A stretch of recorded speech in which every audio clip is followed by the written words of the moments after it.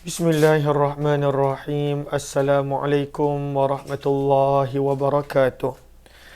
Bismillah, alhamdulillah, wassalatu wassalamu ala habibillah, Sayyidina Muhammad ibn Abdullah, wa ala alihi wa sahbihi wa mawalah. Subhanaka la ilma lana illa ma 'allamtana, innaka antal alimul hakim, wa la hawla wa la quwwah illa billahil aliyyil azim. Allahumma rabbi syrah lana sudurana wa yassir lana umurana wahlul 'uqdatam min alsinatina yafqahu aqwalana. Allahumma fakkihna fid din wa 'allimna at-ta'wil birahmatika ya rabbal alamin walhamdulillahi rabbil alamin. Alhamdulillah, alhamdulillah, kita bertemu lagi pada malam ini. Ada Malaysia malam, di sini masih lagi petang. Ahlan kepada Zizali, Haifa Najwa, Fatimah Az-Zahra, Adlin Maira, Ayu Hafiz, Muhammad Fauzi, Ninda Anis, Fatimah Samsuddin dan juga semua sahabat-sahabat yang lain. Kita nak sambung lagi pembacaan daripada kitab hadis Jami' Tirmizi ataupun Sunan Tirmizi, yang mana ianya berkaitan tentang hadis-hadis yang telah dikumpulkan oleh Imam Tirmizi rahimahullahu ta'ala berkenaan tentang pelbagai tajuk dan topik. Dan kita sedang berada berkenaan tentang hadis-hadis berkenaan tentang peperangan. Maka Imam Tirmizi pada bab yang ke-20 berkenaan tentang tajuk-tajuk peperangan ini membawakan tajuk berkenaan tentang membakar dengan menggunakan api. Adakah boleh menyiksa, menghukum seseorang dengan membakar orang tersebut? Maka jom kita lihat riwayat yang ke-1563. Wabihi ilahi qala hadatsana Qutaibah qala hadatsana Laitsu an Bukair bin Abdullah an Sulaiman bin Yasar an Abi Hurairah radhiyallahu anhu. Daripada Abu Hurairah radhiyallahu taala anhu, beliau telah berkata, baginda Nabi sallallahu alaihi wasallam telah mengutus kami fi ba'thin ay jaishin, di dalam satu kumpulan tentera. Maka Nabi SAW telah bersabda, in wajadtum, jika kamu menjumpai fulanan wa fulanan lirajulaini min Quraisy, fulan dan fulan, dua orang lelaki daripada kalangan Quraisy, maka sabda Nabi, fa ahriquhuma bin nar, maka bakarlah kamu berdua akan orang tersebut. Maka Nabi pesan, kalaulah jumpa orang ni, dua orang ni, maka bakar dia. Nabi SAW pesan begitu. Sebab mereka ini adalah musuh Islam yang sangat-sangat jelas dan nyata. Kemudian Nabi SAW bersabda lagi, hina aradnal khuruj, ketika mana kami nak mula keluar meninggalkan baginda, maka sabda Nabi, inni kuntu amartukum, sesungguhnya aku telah memerintahkan kamu, antuhriku, untuk membakar orang sekian dan sekian dengan api. Wa innan nara, dan sesungguhnya api, la yu'adzibu biha, tidak layak untuk menyiksa dengan membakar menggunakan api, illallah, kecuali hanya Allah. Fa in wajadtumuhuma, maka jika kamu menjumpai dua orang musuh tersebut, faqtuluhuma, maka bunuhlah sahaja mereka, tapi jangan dibakar dengan api. Maka daripada sini kita dapat belajar bahawa tidak boleh menyiksa manusia dengan cara membakar dengan api, kerana itu hanya hak Allah Subhanahu wa taala semata-mata. Di dalam bab ini ada juga riwayat daripada Abdullah bin Abbas, Hamzah bin Amr al-Aslami. Hadis Abu Hurairah adalah hadis yang hasan sahih, dan beramal pada hadis ini di sisi ahli ilmu, dan telah menyebutkan Muhammad bin Ishaq. Wa qad dzakara Muhammad bin Ishaq, dan Muhammad bin Ishaq telah menyebutkan bahawa ada seorang perawi yang tak disebutkan di antara Sulaiman bin Yasar dan Abu Hurairah radhiyallahu taala anhum, dan telah meriwayatkan hadis ini lebih daripada seorang, dan hadis Laith bin Sa'ad adalah asahu, yang lebih sahih. Bab yang ke-21 berkenaan tentang al-ghulul. Apakah maksud al-ghulul? Mencuri daripada harta rampasan perang. Mencuri daripada harta rampasan perang. Sebab itu kata para ulama, apakah al-ghulul? Al-ghulul adalah ma ya'khudhuhu ahadul ghuzah, apa yang diambil oleh salah seorang pejuang minal ghanimah, daripada harta rampasan perang, mukhtassan bihi, dia ambil untuk dirinya, wala yahduruhu ila amiril jaishi, dan dia tidak maklumkan terlebih dahulu kepada panglima perang untuk diagih-agihkan di antara pejuang yang lain, sama ada sedikit ataupun banyak. Maka ini adalah pengkhianatan, mencuri daripada harta rampasan perang, tidak boleh. Riwayat 1564. Wa bihi ilaihi qala hadatsana Qutaibah qala hadatsana Abu Awanah an Qatadah an Salim bin Abil Ja'd an Thauban, daripada Thauban radhiyallahu ta'ala anhu, beliau berkata, baginda Nabi sallallahu alaihi wasallam telah bersabda, man mata, barang siapa yang meninggal dunia, wa huwa bari'un, dalam keadaan dia bebas daripada al-kibr, sombong, wal ghulul, mencuri harta rampasan perang, wad-dain, dan hutang, dakhalal jannah, pasti akan masuk syurga. Orang yang dia tak pernah mencuri daripada harta rampasan perang, sombong, dan pada waktu itu berhutang, maka dia akan masuk ke dalam syurga. Dan dalam bab ini ada juga riwayat daripada Abu Hurairah, Zaid bin Khalid al-Juhani. Daripada sini kita nampak bahawa pentingnya bila kita berhutang, mesti pada waktu itu kita catat dengan siapa kita berhutang. Sebab kalaulah tak dicatat dan kita meninggal dunia, bagaimana waris nak tahu? Bagaimana waris nak tahu? Adalah menjadi tanggungjawab kita untuk mencatat setiap hutang yang ada, bukan tanggungjawab orang yang kita berhutang untuk datang tuntut apabila kita meninggal dunia. Maka itu adalah penting. Sebab itu disebutkan dalam hadis ini tentang hutang. Riwayat 1565. Wa bihi ilaihi qala hadatsana Muhammad bin Bashar qala hadatsana Ibnu Abi Adi an Sa'id an Qatadah an Salim bin Abil Ja'd an Ma'dan bin Abi Talhah an Thauban radhiyallahu anhu qala, daripada Thauban radhiyallahu ta'ala anhu, beliau berkata, baginda Nabi SAW telah bersabda, man faraka ruh, barang siapa yang terpisah ruhnya daripada tubuh badan, wa huwa bari'un, dalam keadaan dia bebas daripada 3 perkara. Al-kanz. Apakah maksud al-kanz? Iaitu harta yang tertanam. Harta yang tertanam. Apakah yang dimaksudkan dengan harta yang tertanam? Iaitu membayar 1/5 daripada harta yang dia jumpai, daripada harta karun lah, senang, harta karun dan sebagainya. Sebab itu lihat kepada Sahara, maka disebutkan di sini al-malul madfun tahtal ard, harta yang tertanam di muka bumi. Maka apabila dikeluarkan harta tersebut, maka wajib pada waktu itu untuk Allahumma salli ala sayyidina Muhammad, maka wajib pada waktu itu untuk mengeluarkan 1/5.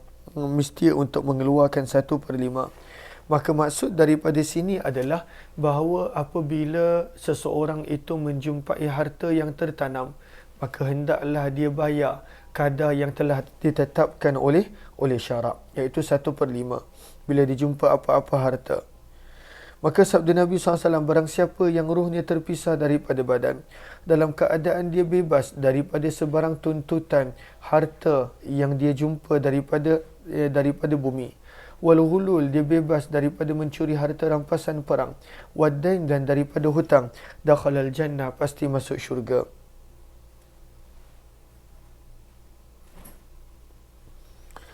Hakadha qala Sa'id, beginilah apa yang telah diriwayatkan oleh Sa'id.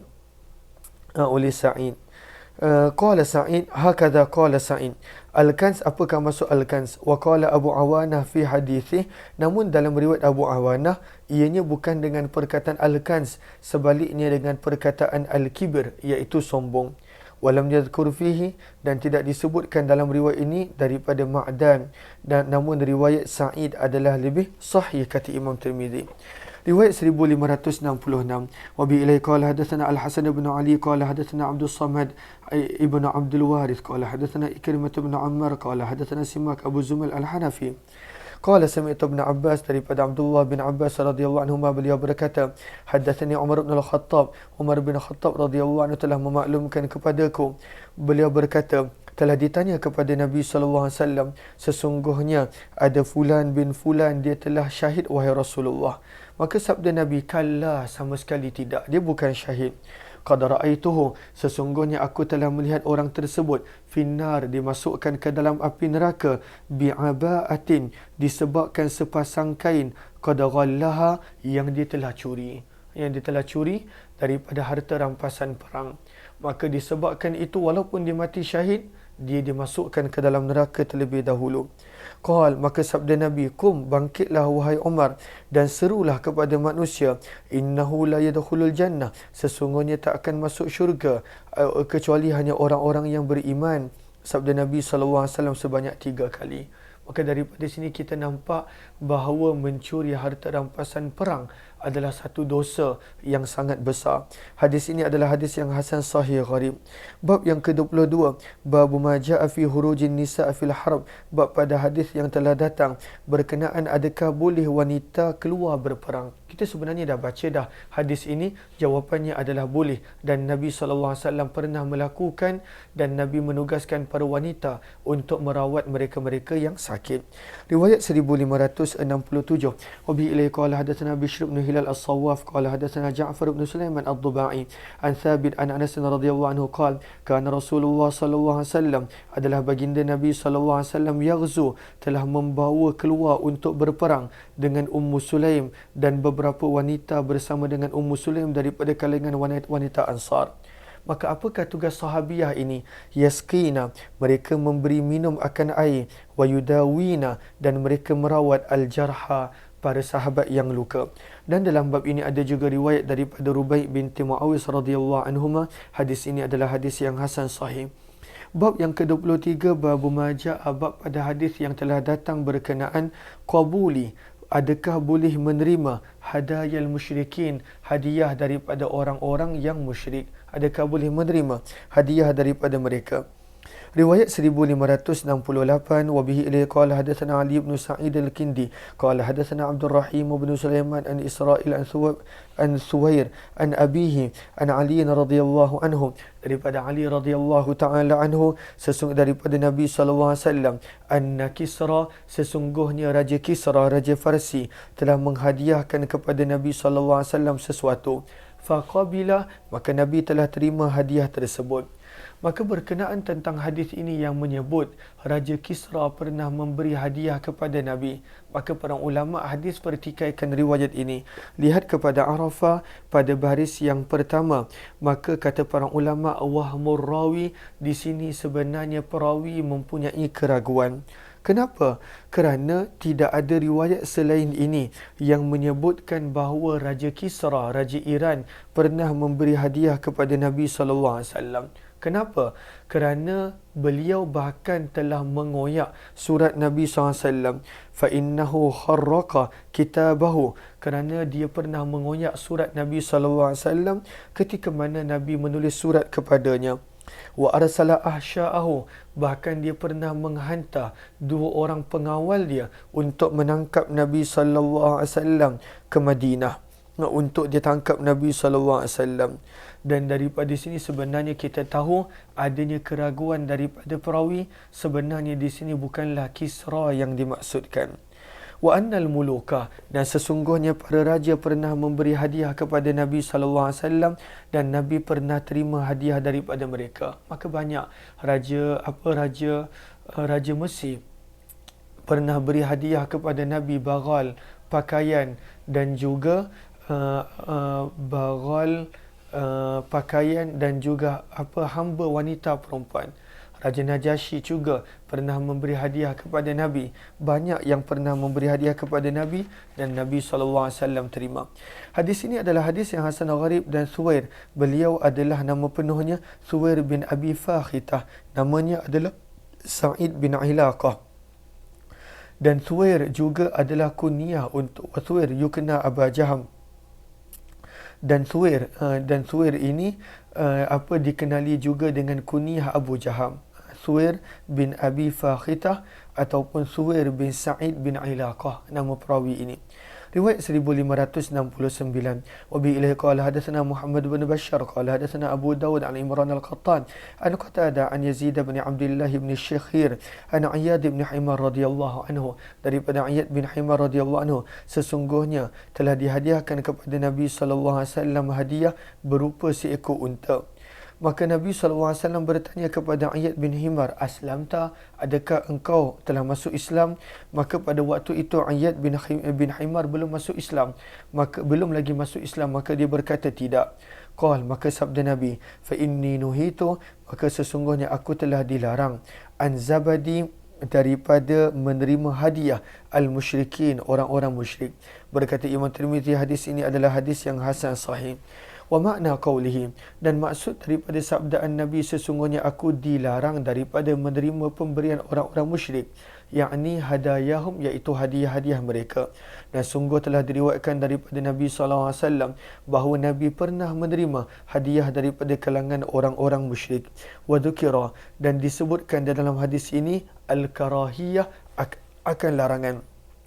Wa tumila an yakuna hadha ba'dama kana yaqbalu minhum thumma nuhiya an hadayahum, berkemungkinan pada awalnya Nabi SAW diizinkan untuk menerima hadiah daripada kalangan orang musyrik, thumma, kemudian baginda telah dilarang daripada menerima hadiah daripada mereka.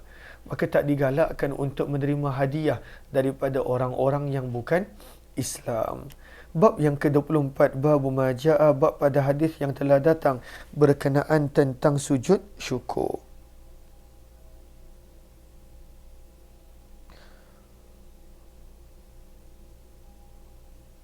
Okey. Jom kita lihat kepada Arafah pada baris yang pertama. Imam Abu Hanifah berpendapat bahawa sujud syukur bukanlah sesuatu yang digalakkan, kata Imam Abu Hanifah. Kalaulah seseorang itu benar-benar nak bersyukur, maka dia akan solat 2 rakaat. Ini pandangan Imam Abu Hanifah. Sebab itu kita lihat kepada Sahara, bahawa an-sajdata syukri laysat bi syai'in indah, bahawa sujud syukur bukanlah sesuatu yang digalakkan, kata Imam Abu Hanifah. Lalu kalaulah seseorang itu nak bersujud syukur, bahawa wal kamalu fir raka'atain, adalah dengan dia solat 2 rakaat. Itu pandangan Imam Abu Hanifah. Dalam mazhab Syafi'i tidak ada masalah untuk sujud syukur. Riwayat 1570. Wa bi ilaihi qala hadatsana Muhammad bin al-Musanna qala hadatsana Abu Asim qala hadatsana Bakar bin Abdul Aziz bin Abi Bakrah an abihi an Abi Bakrah, daripada Abu Bakrah Nufai ibn al-Harith radhiyallahu anhu, sesungguhnya baginda Nabi sallallahu alaihi wasallam atahu amrun, telah datang kepada baginda sesuatu pengkhabaran. Fasurra, maka Nabi telah bergembira, bihi, dengan sebab perkhabaran tersebut. Fakharra sajida, maka Nabi telah turun sujud. Kharra maksudnya jatuh, turun. Nabi telah turun sujud. Maka ini menjadi dalil bahawa boleh untuk melakukan sujud syukur. Hadis ini adalah hadis yang hasan gharib. Kami tidak mengetahuinya kecuali daripada sanad ini, daripada periwayatan Bakar bin Abdul Aziz, dan beramal pada hadis ini di sisi kebanyakan ahli ilmu. Mereka berpandangan bahawa boleh untuk melakukan sujud syukur. Bab yang ke-25, bab maja'a, bab pada hadis yang telah datang berkenaan aman, adakah boleh memberi keamanan al-mar'ati, wanita, wal abdi, dan kanak-kanak. Dalam Islam, sesiapa pun yang Islam dan beriman, dia boleh memberi keamanan kepada orang yang bukan Islam, kepada musuh. Dia boleh memberi keamanan. Itu dalam Islam. Cuma persoalannya, adakah wanita boleh? Jawapan dia boleh. Tapi adakah hamba boleh memberi keamanan kepada musuh? Maka jom kita lihat riwayat. Sebelum daripada kita lihat riwayat, lihat kepada Syaihah pada baris yang pertama, amanul harair. Orang-orang yang merdeka boleh memberi keamanan kepada musuh, sama ada lelaki ataupun perempuan. Wa amanul abdi yajuzu inda ghairi Abi Hanifah, dan hamba pun boleh memberi keamanan kepada musuh selain daripada pendapat Imam Abu Hanifah. Dan Imam Abu Hanifah kata tidak tidak boleh. Hamba tidak boleh memberi keamanan kepada musuh. Jom kita lihat riwayat 1571. Wa bi ilaihi qala hadatsana Yahya bin Aktham qala hadatsana Abdul Aziz bin Abi Hazim an Katsir bin Zaid an Al-Walid bin Rabah an Abi Hurairah, daripada Abu Hurairah radhiyallahu taala anhu, daripada Nabi sallallahu alaihi wasallam, baginda bersabda, innal mar'ata, sesungguhnya wanita, la ta'khudhu, boleh memberi keamanan, lil qaumi, hatta untuk satu kaum. Seorang wanita dia boleh memberi keamanan hatta untuk seluruh kaum. Yakni yang dimaksudkan dengan sabdaan tadi adalah tujiru, seorang wanita boleh memberi keamanan alal muslimin, ke atas orang-orang tujiru alal muslimin, boleh memberi keamanan. Dan di dalam bab ini ada juga riwayat daripada Ummu Hani. Hadis ini adalah hadis yang hasan gharib, riwayat 1572. Wa bi ilaihi qala hadatsana Abu Walid ad-Dimashqi qala hadatsana Al-Walid bin Muslim qala akhbarani Ibnu Abi Dhi'b an Sa'id al-Makburi an Abi Murrah maula Aqil ibni Abi Talib an Ummi Hani, daripada Ummu Hani. Siapakah Ummu Hani? Fakhitah. Fakhitah, beliau adalah adik-beradik dengan Sayyidina Ali. Daripada Ummu Hani binti Abi Talib ataupun Fakhtah binti Abi Talib, sesungguhnya beliau telah berkata, ajartu rajulaini min ahbai, aku telah memberi jaminan keamanan kepada dua orang lelaki daripada kalangan keluarga suamiku yang pada waktu itu belum masuk Islam. Maka Nabi SAW bersabda, qad amanna, kami telah memberikan keamanan, man amanta, kepada orang yang engkau telah menjaminkan keamanan. Maka wanita boleh untuk memberi keamanan kepada musuh. Dan dalam Islam diterima keamanan daripada sesiapa pun, walaupun daripada wanita dan kanak-kanak. Dan beramal pada hadis ini di sisi ahli ilmu, mereka mengatakan boleh untuk seorang wanita menjaminkan keamanan. Dan inilah pendapat Imam Ahmad dan Ishaq, di mana mereka berdua membolehkan seorang wanita dan juga hamba memberikan keamanan. Dan sungguh telah diriwayatkan daripada Umar bin Khattab, beliau membolehkan keamanan yang diberikan oleh hamba. Hamba pun dia boleh memberikan keamanan. Dan perawi yang bernama Abu Murrah, beliau adalah maula, hamba yang telah dimerdekakan oleh Aqil bin Abi Talib. Dan wa yuqal lahu, dan beliau juga dikenali dengan hamba kepada Ummu Hani, dan namanya adalah Yazid. Riwayat 1573, warwiyah, dan diriwayatkan daripada Ali bin Abi Talib dan Abdurrahman bin Amr, daripada Nabi SAW, baginda bersabda, zimmatul muslimina wahidah, yas'a biha adnahum, jaminan jaminan keamanan orang Islam adalah satu. Apa maksud satu? Sesiapa pun boleh menjaminkan keamanan kepada musuh. Yas'a biha adnahum, maka boleh untuk memberikan keamanan walaupun orang Islam yang paling rendah kedudukannya. Dan maksud perkataan ini di sisi ahli ilmu, bahawa seseorang yang memberikan keamanan daripada kalangan orang Islam, maka itu adalah harus dan ianya patut diterima oleh orang Islam yang lain. Maka kalaulah ada seorang beri keamanan, yang lain kena terima. Bab yang ke-26 berkenaan tentang mengkhianati perjanjian. Bab ma jaa fil ghadar, bab pada hadis yang telah datang berkenaan tentang mengkhianati perjanjian. Al-ghadar, mengkhianati perjanjian. Maka tak boleh mengkhianati perjanjian. Hadis ni sebenarnya kita dah baca. Kita sekadar nak go through dia. Riwayat 1574. Wa bi ilaihi qala hadatsana Mahmud bin Ghailan qala hadatsana Abu Dawud qala anba'ana Syu'bah qala akhbarani Abu al-Faid qala sami'tu Sulaim bin Amir yaqul kana baina Muawiyah, adalah di antara Muawiyah dan di antara di antara orang Rom ahadun, adanya perjanjian. Muawiyah bin Abi Sufyan ada perjanjian dengan orang Rom. Wa kana yasiru fi biladihim, dan Muawiyah telah bergerak secara perlahan-lahan dan senyap-senyap menuju ke arah negeri musuh. Sebab bila habis di perjanjian, dia cuba nak menyerang musuh. Itu Muawiyah yang cuba buat. Hatta, sehinggalah idzan qada, apabila berakhir dan tamatnya tempoh perjanjian, aghara alaihim, Muawiyah bin Abi Sufyan ingin menyerang hendak mereka.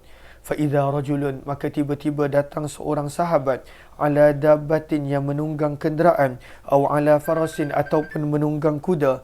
Dan pada waktu itu sahabat tersebut berkata, Allahu Akbar, Allah Maha Besar, wafa'un, penuhilah perjanjian, la ghadrun, jangan mengkhianati perjanjian. Wa idza huwa, maka orang tersebut adalah sahabat Nabi yang bernama Amr bin Abbas radhiyallahu anhu. Maka Muawiyah bertanya tentang maksud ucapannya. Maka beliau berkata, aku telah mendengar Nabi SAW bersabda, man kana bainahu, barang siapa yang ada di antaranya dan apa sesuatu kaum perjanjian, fala yahullanna, maka janganlah dia mengubah perjanjian tersebut. Fala yahullanna, lihat kepada sahara. Apakah maksud sahara? Adamut taghyir, janganlah dia mengubah perjanjian tersebut. Wala yashuddanna, dan janganlah dia membatalkan perjanjian tersebut. Hatta yamdiya, sehingga sempurna amaduhu, waktu perjanjian tersebut. Sempurnakan tempoh perjanjian. Dan kalaulah dia tak nak sempurnakan tempoh perjanjian, dia nak batalkan, au yambiza, ataupun hendaklah dia mengembalikan perjanjian tersebut kepada kelompok tersebut ala sawak, dengan cara yang jujur. Jangan nak serang hendap dan sebagainya, seperti yang Muawiyah buat. Dia contohnya, dia ada perjanjian sampai 28 Februari, maka dia dah bawa dah tentera dia sampai sempadan. Habis dia tempoh perjanjian nak serang. Kata Amr bin Abbasah, dengan buat macam tu. Jangan mengkhianati perjanjian. Maka bila Muawiyah bin Abi Sufyan dengar teguran Amr bin Abbasah, faraja'a, maka Muawiyah bin Abi Sufyan telah kembali dengan membawa tenteranya. Hadis ini adalah hadis yang hasan sahih. Bab yang ke-27, bab maja'a, bab pada hadis yang telah datang, anna likulli ghadir, bahawa setiap orang yang mengkhianati perjanjian akan ada tanda berupa bendera pada hari kiamat.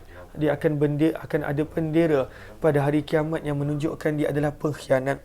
Riwayat 1575.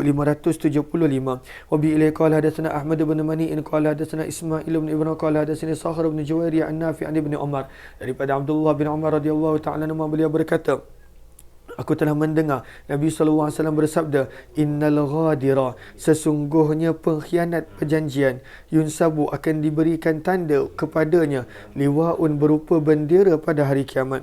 Dan dalam bab ini ada juga riwayat daripada Ali, Abdullah bin Mas'ud, Abu Sa'id al-Khudri dan Anas radhiyallahu ta'ala anhum. Hadis ini adalah hadis yang hasan sahih. Bab yang ke-28 berkenaan tentang adakah boleh nak meminta agar hukuman dijatuhkan oleh orang yang tertentu selain daripada khalifah dan sebagainya. Yang ini kita akan sambung kemudian insya-Allah. Terima kasih kepada semua, walaupun dalam tempoh setengah jam, tapi terima kasih. Wabillahi taufiq wal hidayah. Assalamualaikum warahmatullahi wabarakatuh. Doakan perjalanan kami selamat sampai ke Malaysia. Kami akan bertolak esok. Doakan selamat sampai insya-Allah pada Rabu pagi. Wabillahi taufiq wal hidayah. Assalamualaikum warahmatullahi wabarakatuh.